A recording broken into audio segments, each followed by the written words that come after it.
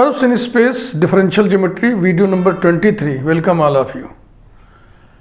इसमें हम लोग ऑस्कुलेटिंग स्फीयर की बातचीत करेंगे। ऑस्कुलेटिंग स्फीयर का ये पहला वीडियो है। रिकैपिटुलेशन। इसके पहले वाले वीडियो में आप ऑस्कुलेटिंग सर्किल पढ़े थे, उसी के बारे में थोड़ी सी इन्फॉर्मेशन हम लिख दिए हैं और फिर ऑस्कुलेटिंग स्फीयर का डेफिनीशन लिख दिए। ऑस्कुलेटिंग सर्किल के सेंटर के पोजीशन ऑफ वेक्टर का एक्सप्रेशन लिख दिए हैं, रेडियस लिख दिए हैं। यहाँ भी ऑस्कुलेटिंग स्फीयर के सेंटर के पोजीशन वेक्टर के लिए एक्सप्रेशन लिख दिए हैं और रेडियस लिख दिए हैं। ये सब डिराइव किए थे पिछले वीडियो में। इस वीडियो में हम ये डिराइव करेंगे। तो एक बार इसको देख लें, पिछले वीडियो का मटेरियल, फिर मिला के पढ़िएगा तो आपको अच्छा लगेगा। द ऑस्कुलेटिंग सर्किल और सर्किल ऑफ कर्वेचर, दो नाम है इसके। ऑस्कुलेटिंग सर्किल कहिए चाहे circle of curvature. At P on any curve is the circle which has 3 point contact with the curve at P. 3 point contact रखने वाला सरफेस ऑस्कुलेटिंग प्लेन भी होता है, ये हम पढ़ चुके हैं। इसीलिए यहाँ पे निष्कर्ष लिया गया कि ऑस्कुलेटिंग सर्किल ऑस्कुलेटिंग प्लेन में स्थित होगा। It lies on the osculating plane of the curve at P. P का पोजीशन वेक्टर आर यहाँ पे हमने दर्शा दिया है, इंडिकेट कर दिया है। Position vector C of the centre of osculating circle is given by C equal to R plus rho N cap. The radius small A of the osculating circle is A equal to rho. Radius of curvature ही radius होता है। Circle कोई भी हो उसका radius of curvature एक ही चीज होता है। ऑस्कुलेटिंग स्फीयर मिला के पढ़िएगा। द ऑस्कुलेटिंग स्फीयर और sphere of curvature at P on any curve is the sphere which has 4 point contact with the curve at P. The osculating circle eight P on any curve is the circle which has 3 point contact with the curve at P। और ये क्या रख रहा है? which has 4 point contact with the curve at P। यही फर्क है। यही मिला के पढ़ाने के लिए मैं दोनों को लिखा हूं ना, इसको इसलिए लिख दिया मैंने। सर्किल ऑफ कर्वेचर कर्व के साथ P पर 3 पॉइंट कॉन्टैक्ट रखता है सर्किल ऑफ कर्वेचर, और स्फीयर ऑफ कर्वेचर कर्व के साथ P पर 4 पॉइंट कॉन्टैक्ट रखता है। Position vector C of the centre of osculating sphere is given by C equal to R plus rho N cap plus rho dash sigma B cap. Rho dash माने derivative of rho with respect to S, where R is the position vector of P। The radius small a of the osculating sphere is a equal to under root rho square plus rho dash square sigma square। अब एक concept ये है, 3 dimensional geometry में जब आप sphere पढ़ते हो, sphere chapter में जब सर्किल पढ़ते हो, तो सर्किल आप पढ़ते हो कर्व ऑफ इंटरसेक्शन के रूप में। स्फीयर और प्लेन का जो कॉमन पोर्शन आता है वही सर्किल होता है। तो वही कॉन्सेप्ट यहाँ पे दिया जा रहा है। Let S equal to 0 be osculating sphere and pi equal to 0 be osculating plane. Plane को इसे पी बराबर 0 क्यों नहीं लिखा? क्योंकि पी खाली नहीं है, तो पाई से डिनोट कर दिया। Pi equal to 0 be osculating plane at P. Then ये दोनों इक्वेशन मिल करके, स्फीयर के इक्वेशन, प्लेन के इक्वेशन, एक साथ मिल करके किसको रिप्रेजेंट करेगा? सर्किल को। That will be osculating circle eight P. अब आइए, ये जो सी और ए डिराइव किया गया है, जो लिखा गया है उसको हम डिराइव करने जा रहे हैं। काम भारी है, टाइम लगेगा, काफ़ी टाइम लगेगा, इसीलिए हम पहले लिख दिए। इसमें मेरा समय बच गया, 7-8 मिनट तो बचा ही लिए।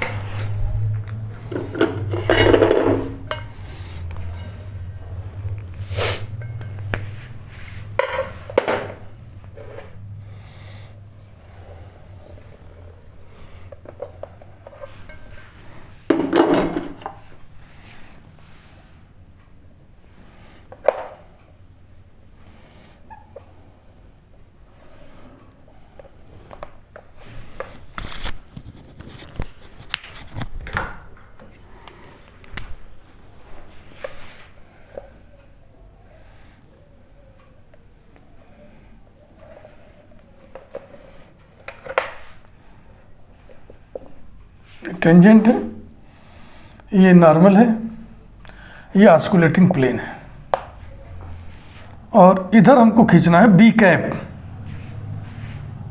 समझ लिए ना डायरेक्शन बी कैप, तो उसको हम यूं दिखा रहे हैं।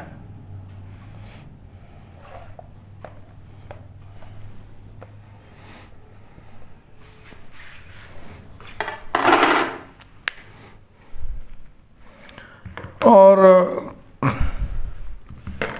कर्व, कोई कर्व है मान लीजिए, कर्व का एक पोर्शन है, टेंजेंट है, कैसे खींचे यहाँ पे, जाने तो नहीं खींच रहे हैं ना, ऐसे खींचना पड़ेगा ना, बस ऐसे लिख लेना कि ये कर्व का पॉइंट है P जिसका पोजीशन वेक्टर है R,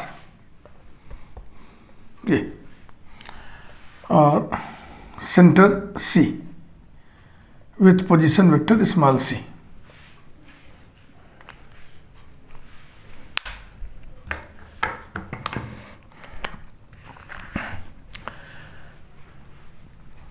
फिर से एक बार हमें ऑस्कुलेटिंग स्फीयर की बातचीत करनी है।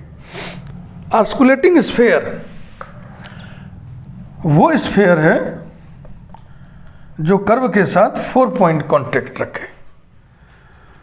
तो स्फीयर के पहले इक्वेशन कंसीडर करिए, तो यही ले रहे हैं जिसका सेंटर C है विथ पोजीशन वेक्टर C, और इसका रेडियस स्मॉल a मान ले रहे हैं हम लोग, ये स्मॉल a। तो यही C और A की वैल्यू निकालेंगे, इसके लिए हम एक्सप्रेशंस निकालेंगे। स्टार्ट करते हैं। Modulus vector R minus vector C equal to A, that is mod vector R minus C whole square equal to A square, that is vector R minus vector C whole square equals to A square. Equation number 1 ये sphere है। छोटी छोटी बात समझते रहिएगा। किसी भी vector का स्क्वायर का मतलब ही होता है वही उस वेक्टर के मॉडुलस का स्क्वायर। देखो समझ लो, ये जो वेक्टर A स्क्वायर होता है ना, ये नोटेशन है, क्योंकि वेक्टर में गुणा 2 होते हैं ना, डॉट गुणा और क्रॉस गुणा, तो स्क्वायर का मतलब कौन सा गुणा। तो ये समझिए कि ये नोटेशन है वेक्टर में, और ये नोटेशन किसके लिए है, vector A dot itself. A dot A को ऐसे लिखा जाता है, और आपको मालूम है A डॉट A बराबर होगा मॉड A होल स्क्वायर। तो एक कॉन्सेप्ट आया, किसी वेक्टर के मॉडुलस का स्क्वायर उस वेक्टर के स्क्वायर के बराबर होता है। बहुत छोटी सी बात है, इंटरमीडिएट में ही क्लियर हो जाता है।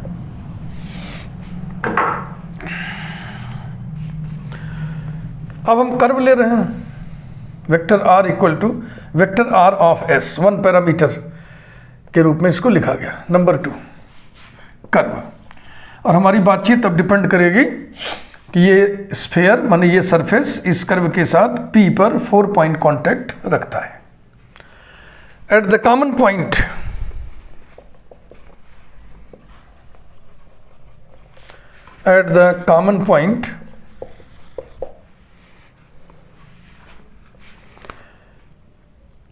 वेक्टर R की जगह ये S वाला ले जाके रखना है ना, vector R of S minus vector C whole square equals to A square.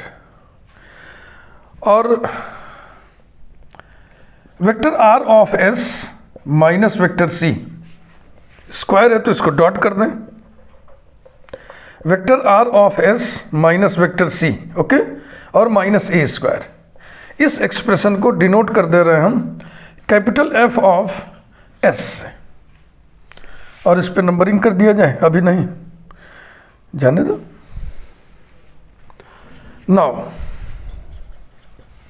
Capital F of S आपने लिखा है किसके लिए, इसको इक्वल टू R ऐसे रहने दिया जाए, क्या जरूरत है। कैपिटल F ऑफ S लिखा है हमने vector R of S minus vector C dot itself. अब इसके हम डेरिवेटिव्स निकालेंगे, F डैश S निकालेंगे। F डैश S माने F ऑफ S का S के रिस्पेक्ट में डेरिवेटिव, डैश का मतलब dash denotes derivative with respect to arc length S। तो एफ डैश एस बराबर क्या होगा, vector R of S minus C first dot इसका डेरिवेटिव, जब इसको डिफरेंशिएट करोगे तो इस हिस्से का डेरिवेटिव 0 आएगा, इसी का आएगा, और कितना आएगा R dash vector of S, तो ये ऑफ एस लिखना छोड़ दे क्या, चलो लिखते हैं, प्लस फिर इसका डेरिवेटिव करोगे तो फिर इतना ही आएगा, R dash vector of S dot vector R of S minus vector A, अरे ए कहाँ से आ गया, sorry vector C.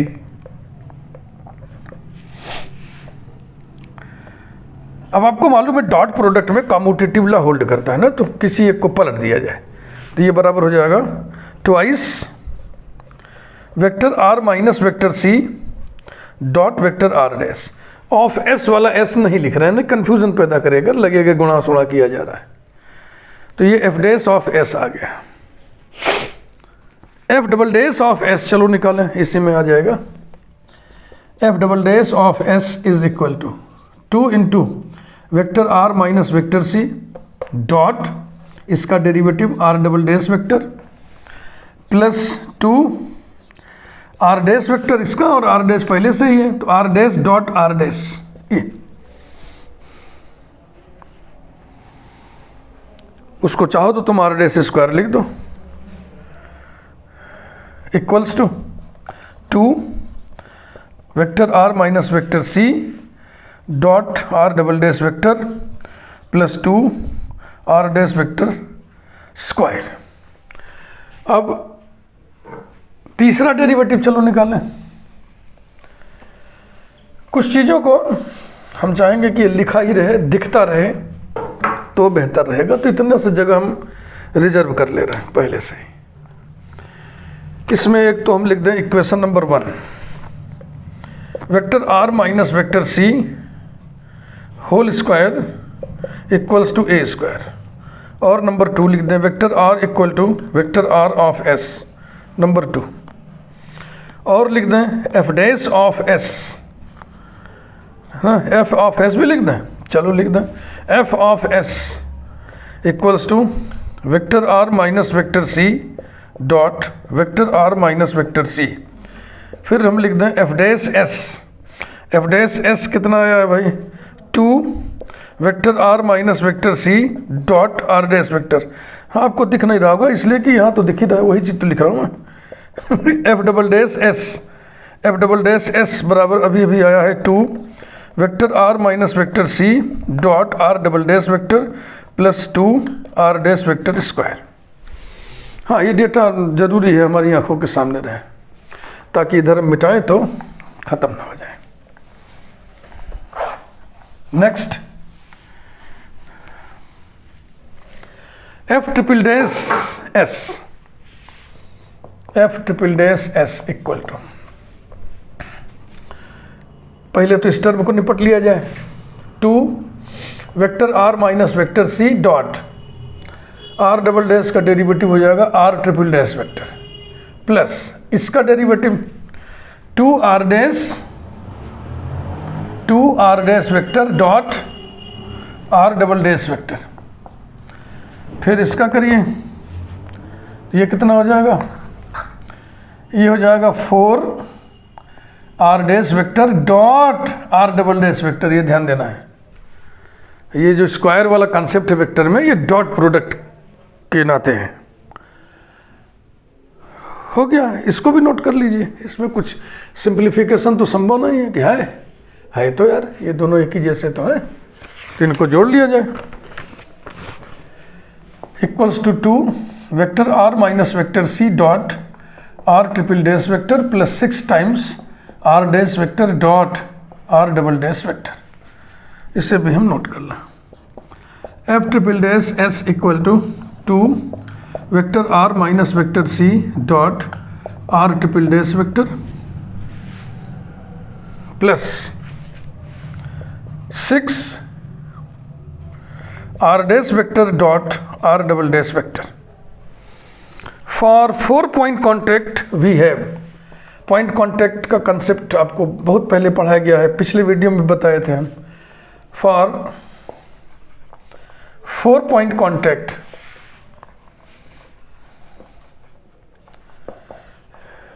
we have third order derivative तक जीरो होगा और उसके बाद फोर्थ डेरिवेटिव नहीं जीरो होगा, यानी कि F dash of S equal to zero, F double dash of S equal to zero, F triple dash of S equals to zero. That is, करिए, F dash of S two vector are minus vector C dot are dash vector equals to zero.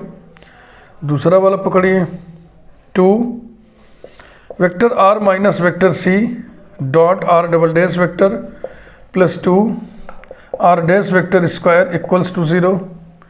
तीसरा वाला पकड़िए, two vector are minus vector C dot are triple dash vector plus six r dash vector dot are double dash vector equals to zero. तो देखो to तो सभी में cancel है ना, कर दिया जाए। Implies that vector are minus vector C dot are dash vector equal to zero. Numbering शुरू करते हैं, 1 2 तक हुआ है ना, 3।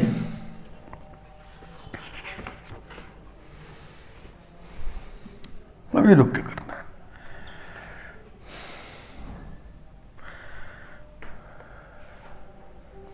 इसको थोड़ा सिंप्लीफाई कर लेंगे।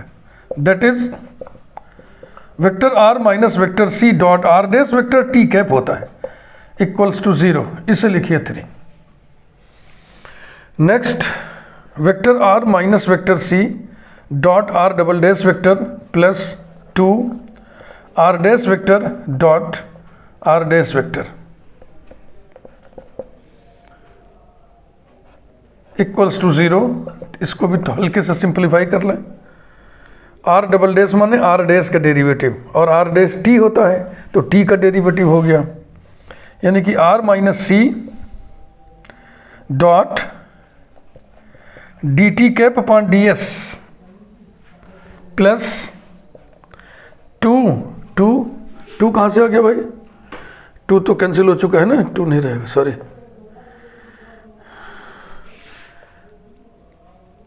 Are dash dot are dash माने T cap dot T cap equals to zero.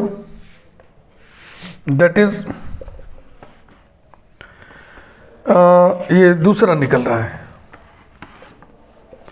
Are minus C dot D T cap upon D S, D T cap upon D S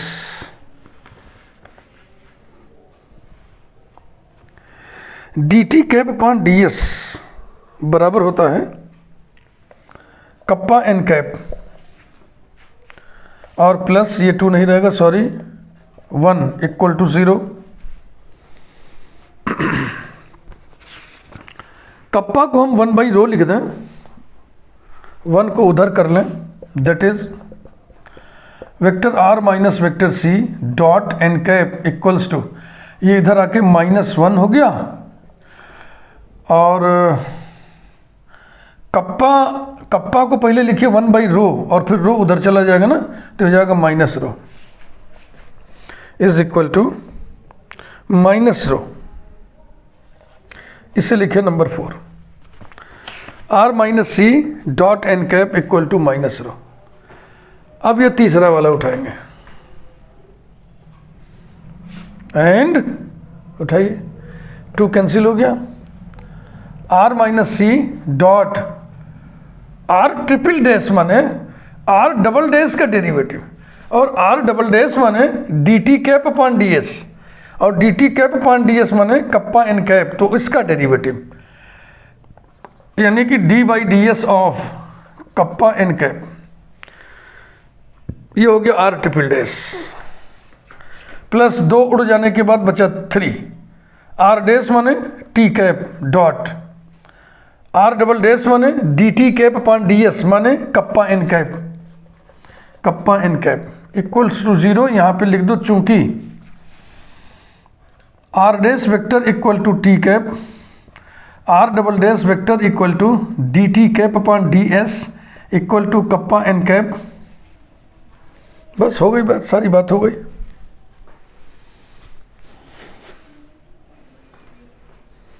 clear, समझ में आ रहा है ना। यहाँ पर देखो कप्पा स्केलर है, इधर किनारे हट जाएगा, तो टी डॉट एन, टी और एन परपेंडिकुलर होता है, इनका डॉट प्रोडक्ट 0 होगा, तो यही बचेगा। यहाँ जगह नहीं, फिर भी एक लाइन और हो जाएगा। देखो इम्प्लाइज दैट या दैट इज करके लिखें, जब सब में दैट इज किए हैं तो इसमें भी 1-2 लाइन दैट इज पर चलने दीजिए। Vector are minus vector C dot d by D S of n cap upon rho, kappa को हमने लिख दिया 1/रो इक्वल्स टू 0, कारण लिखे चूंकि t cap dot N cap equals to 0, यहाँ तक आ गए। implies that vector are minus vector C dot बड़ा ब्रैकेट, अब एन कैप अपॉन रो का डेरिवेटिव लिखिए आप, एन कैप अपॉन रो का डेरिवेटिव लिखा जाए ना बहुत आराम से। फर्स्ट फंक्शन 1/रो, सेकंड का derivative D N cap upon D S, फिर फर्स्ट का डेरिवेटिव 1/रो का डेरिवेटिव माइनस 1/रो square D rho by D S, और सेकंड ज्यों का त्यों इक्वल्स टू 0, यहाँ तक खींच लाए। और फिर हमको डेटा चाहिए, और अब ये डेटा तो नहीं चाहिए, इसको मिटा रहा है, ये जो एफ डैश एस है इसको हम हटा दे रहे हैं। अब हमको चाहिए इक्वेशन नंबर 3, 4, 5, तो 3 और 4 निकल चुका है, इसको मैं लिख ले रहा हूँ। 3 निकला vector are minus vector C dot T cap equal to 0, और 4 निकला vector are minus vector C dot N cap equal to minus rho. अब हम 5th निकाल रहे हैं। अब मिटाने में ठीक है, अपना लिखा है सामने, देखता रहेगा। समझ में आ रहा है ना, कोई बहुत कठिन तो है नहीं, बस पूरा प्रोसेस दिमाग में बैठना चाहिए, तो दिमाग में प्रैक्टिस की चीज़ है सब। 2-4 बार लिख लिख के अभ्यास करोगे, सब चीज़ याद रहेगा, डरने की कोई ज़रूरत नहीं है। Implies that are minus C, vector are minus vector C dot bracket 1/रो, सिरनेट फ्रीनेट फार्मूली 3 होते हैं, एक का इस्तेमाल आप कर लिए, D T cap upon D S kappa N cap, D N cap upon D S tau B cap minus kappa T cap, यही होता है इसका मान, minus D rho upon D S को हम नोटेशन में डाल दे रहे हैं, रो dash by rho square n cap. implies that vector are minus vector C dot rho square से मल्टीप्लाई कर दें, तो यहां पे रो आ जाएगा, रो ब्रैकेट में tau B cap minus kappa T cap minus rho dash n cap equals to 0।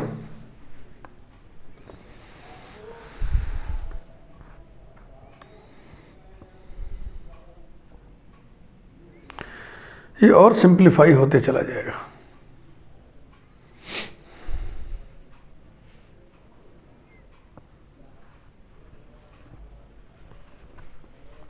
करते हैं, इसमें इसका इस्तेमाल होगा। देखो r minus C dot bracket rho tau B cap minus rho kappa T cap minus rho dash n cap equals to 0। देखो kappa का उल्टा ही तो रो होता है बाबा, तो ये 1 हो जाएगा। Implies that are minus C dot, इसको अगर चाहे तो हम नीचे करके अपॉन सिग्मा लिख दें, तो ये हो जाएगा रो अपॉन सिग्मा, टाउ का reciprocal radius of torsion b cap minus t cap minus rho dash n cap equals to 0। अब इससे डॉट करिए तो स्केलर पोर्शन किनारे, यानी कि implies that rho upon sigma vector are minus vector C dot b cap minus bracket vector are minus vector C dot T cap minus rho dash vector are minus vector C dot N cap. Number 3 वाली situation यहाँ है, number 4 वाली situation यहाँ है। Implies that rho upon sigma vector are minus vector C dot b cap minus 0 minus rho dash bracket, इसकी value कितनी है minus rho equals to 0। Equals to 0 लिखना यहाँ भूल गए हैं और यहाँ ब्रैकेट में लिख दीजिए बाई 3 and 4।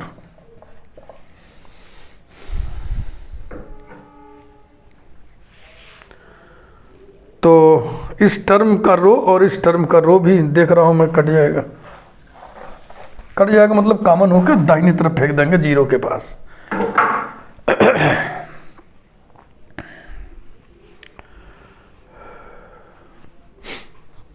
बारी बारी से आराम से करिए।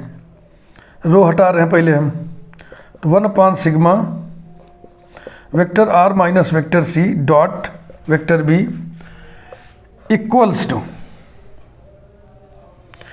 पहले तो ये यहाँ पे पॉजिटिव है, रो उड़ गया, अब बचा प्लस रो डैश, उसको उधर कर दिए तो हो जाएगा minus rho dash and finally ये आ गया vector are minus vector C dot b cap equal to minus rho dash sigma.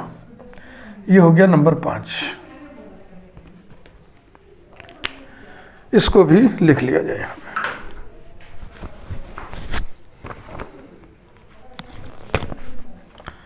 Vector are minus vector C dot b cap equal to minus rho dash sigma, equation number 5।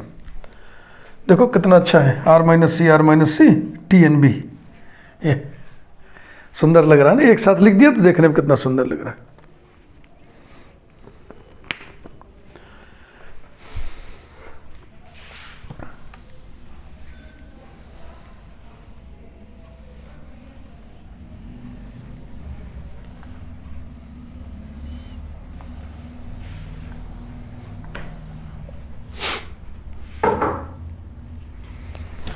अब विश्लेषण देखिए, analysis from 3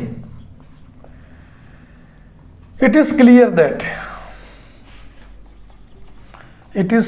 that vector r minus vector c is perpendicular to t cap, क्योंकि दोनों का dot product 0 है। Figure देखिए, r minus c मतलब क्या हुआ, the line PC no CP arrow बराबर क्या होगा, इसका पोजीशन वेक्टर माइनस इसका पोजीशन वेक्टर, माने R माइनस C। समझे भैया, ये T कैप के परपेंडिकुलर है। जाहिर सी बात है, इस फिगर में ऐसा देखने से भी लग रहा है, इसलिए लग रहा है क्योंकि स्पेस का फिगर है और प्लेन में हमने बना रखा है, तो इसलिए लग रहा है कि उस प्लेन में स्थित है। ओके,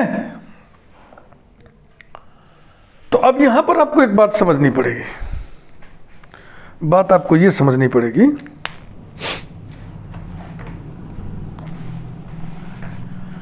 टी कैप के परपेंडिकुलर है ये वेक्टर ऐसा है। अब ये जो देखने में तो आपको सर्किल जैसा लग रहा है ना, लेकिन ये हवा में है, हवा में स्फीयर है, ध्यान रखिएगा। तो ये जो स्फीयर का CP वेक्टर है ये इसके परपेंडिकुलर है। ये जो वेक्टर है ये ऐसा है, इसका मतलब क्या हुआ, ध्यान से आप देखें, इधर से ऐसे दिखा दें, ये जो प्लेन है इस प्लेन में CP है और इस प्लेन में ये भी ऐसा है। उस प्लेन में अगर नहीं है तो इस प्लेन के पैरेलल है, इसी प्लेन के पैरेलल CP भी है, या यूं कह ले इसी प्लेन के पैरेलल एन कैप भी है, इसी प्लेन के पैरेलल बी कैप भी है, इसी प्लेन के पैरेलल सी पी वेक्टर भी है। इसका मतलब C P vector n cap b cap coplanar है। यही एक ज्योमेट्री यहां से निकलेगी।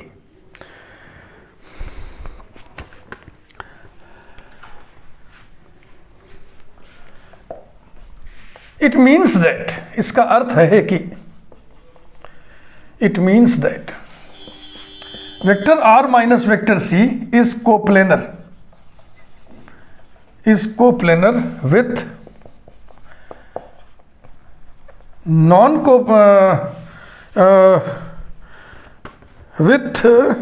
Parallel, yes, with non-parallel vectors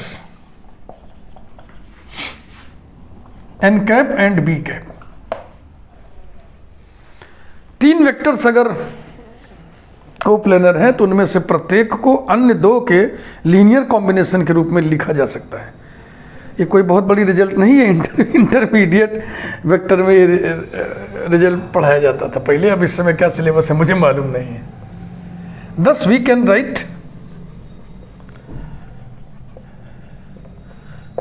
can write vector r minus vector c is equal to linear combination of n cap and b cap, lambda n cap plus mu b cap. Number 6, putting this value in 4 and 5, भाई इससे तो निकला ही है, इसका काम खत्म। तो r minus C की इस वैल्यू को इसमें रखिए।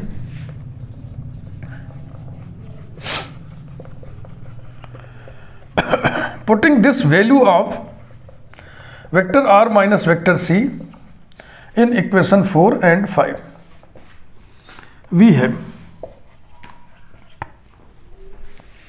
देखिए r माइनस सी का मतलब lambda n cap plus mu b cap dot n cap equal to minus rho comma lambda n cap plus mu b cap dot b cap equal to minus rho dash sigma, implies that lambda n cap dot n cap plus mu b cap dot n cap equals to minus rho lambda n cap dot b cap plus mu b cap dot b cap equals to minus rho dash sigma, implies that lambda plus ये दोनों perpendicular vector हैं, dot product 0 equal to minus mu, इनका भी dot product 0 हो जाएगा, 0 plus mu b dot b unit vector है ना, तो इसका डॉट प्रोडक्ट 1 आएगा equals to minus rho dash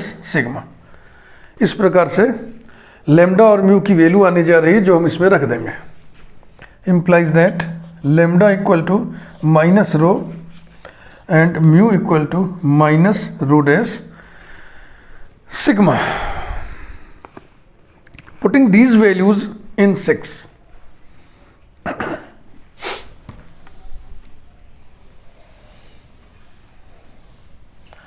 बढ़िया है, मजेदार डेरिवेशन है, अच्छा लग रहा है, प्लीजेंट फीलिंग आ रही है। Putting these values in equation 6, we have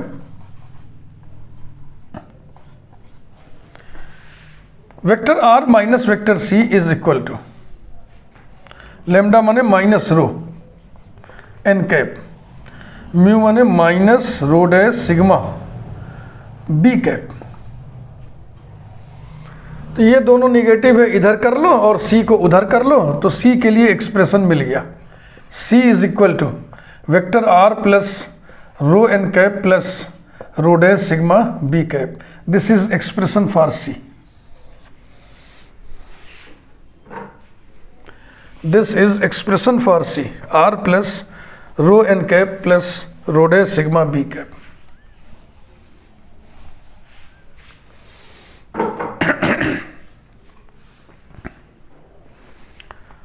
from one, अब a निकालना है ना, तो a के लिए 1 को तलाशिए। Vector are minus vector C dot vector are minus vector C is equal to A square. R minus C की वैल्यू अभी जो आई है ये वाली, चाहो तो आप इसको नंबरिंग कर दो, 7 कर दो। तो आर माइनस सी की जगह ये रखो, minus rho N cap minus rho dash sigma B cap dot minus rho N cap minus rho dash sigma B cap equals to A square. तो माइनस तो बैलेंस हो जाएगा, माइनस इंटू माइनस बराबर plus होता है। Rho N cap plus rho dash sigma B cap dot rho N cap plus rho dash sigma B cap equals to A square. Dot product निकालिए, implies that rho square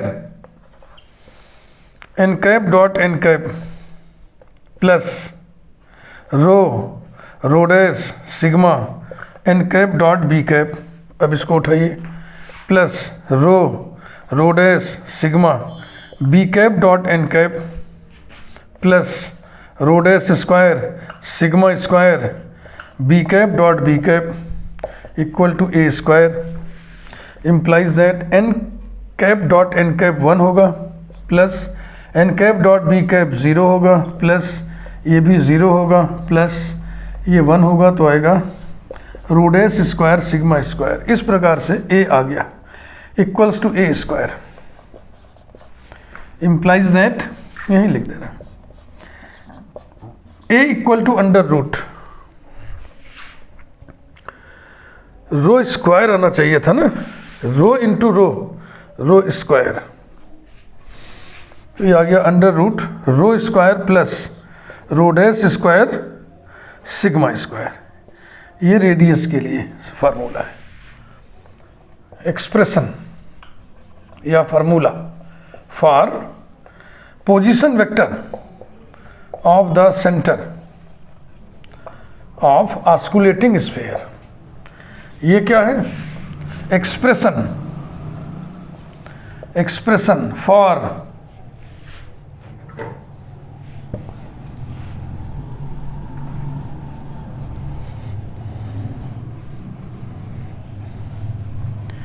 अगले video में examples होंगे, जाहिर सी बात है, कोई theorem होगा तो थ्योरम होगा, एग्जाम्पल होगा, numerical example. Expression for the radius of osculating sphere. ये आज के वीडियो का पूरा काम है, जो कि 38 मिनट का काम बना। आराम से हमने किया भी, थोड़ा तेज़ी से करते तो 5 मिनट बच सकता था ज़्यादा से ज़्यादा, लेकिन फिर आपके समझ में कम आता है। वीडियो को लाइक करिए, चैनल यदि आपने अभी तक सब्सक्राइब ना किया हो तो ज़रूर चैनल सब्सक्राइब कर दें। Thank you.